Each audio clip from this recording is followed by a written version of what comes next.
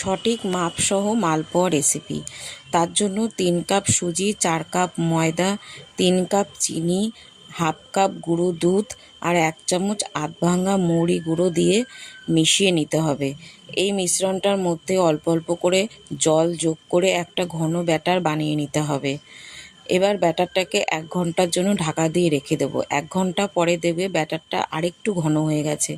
তোমরা দেখে বুঝতে পারছো কতটা ঘন করেছি ব্যাটারটা। এবার সাদা তেল গরম করে তার মধ্যে 2 চামচ ঘি যোগ করে এই তেলের মধ্যে অল্প অল্প করে ব্যাটার দিয়ে মালপোয়াগুলো ভেজে তুলে নেব। এই সময় কিন্তু গ্যাসের আঁচ লো টু মিডিয়ামে থাকবে। দেখো আমি মালপোয়াগুলো ভেজেছি, আমার কিন্তু প্রত্যেকটা মালপোয়া ফুলেছে লুচির মতো।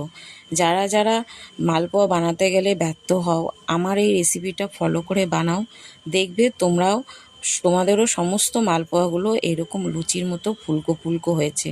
বাড়িতে তোমরা বানাবে, বানিয়ে আমাকে কমেন্টে জানাবে যে তোমাদের কেমন লাগলো। পুরো ভিডিওটা দেখার জন্য তোমাদের অনেক ধন্যবাদ।